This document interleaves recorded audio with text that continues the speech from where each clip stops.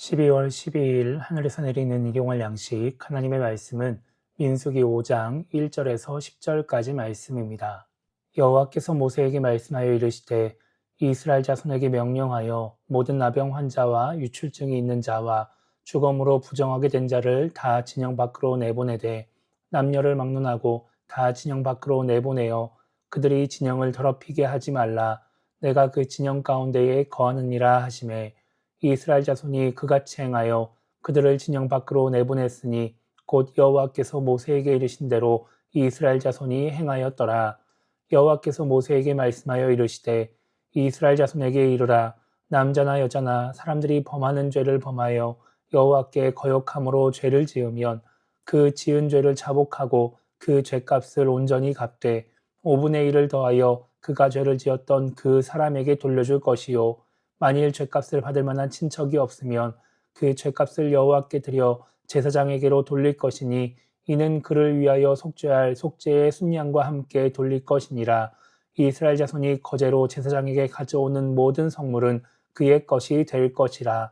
각 사람이 구별한 물건은 그의 것이 되나니 누구든지 제사장에게 주는 것은 그의 것이 되느니라.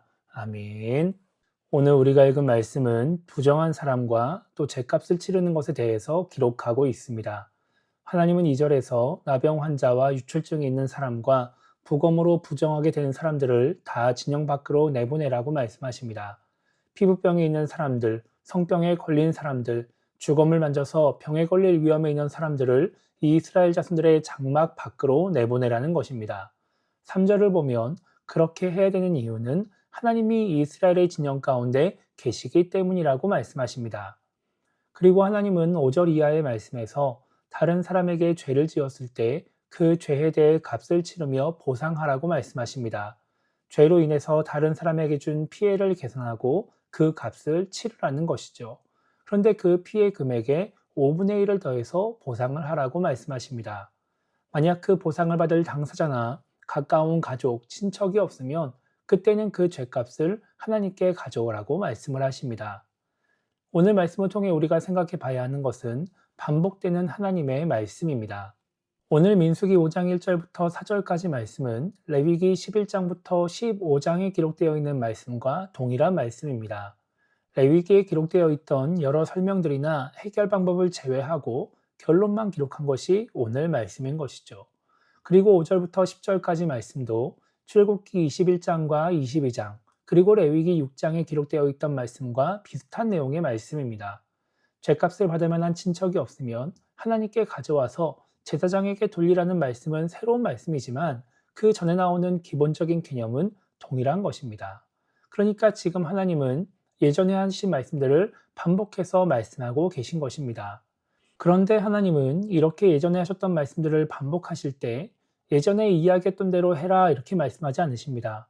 언제 어디서 너에게 주었던 그 말씀을 기억해서 지금 실천해라 이렇게 말씀하지 않으시는 것입니다.